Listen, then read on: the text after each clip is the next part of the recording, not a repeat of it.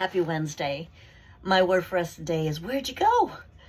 And I'm reading in Exodus 14. When the children of Israel became like a deer in the headlights, they were just like, here in front of them was this sea. Behind them, Pharaoh was chasing them.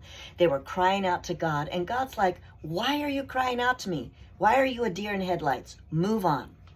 Then he says a powerful word. He says, then.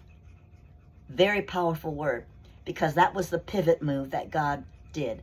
Then the angel of God, who was traveling in front of them, went behind them. And the pillar of cloud that was traveling in front of them, went behind them. And they were a shield to Pharaoh and his chariots that were chasing them. But I can imagine how that must have felt, because, the presence of God changes everything.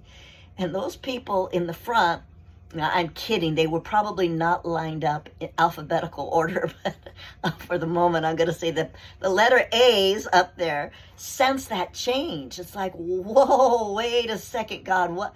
You're leaving us out here alone?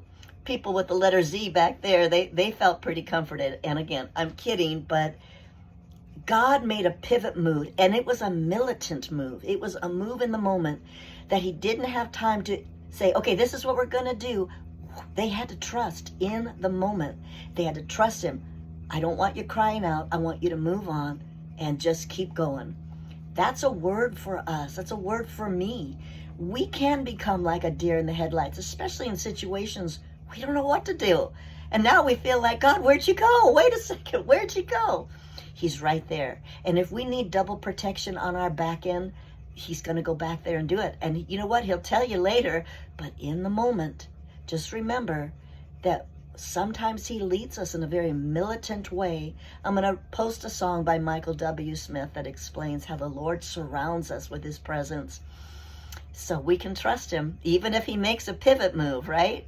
Just my thoughts from Barbie's Corner of the World. Happy Wednesday.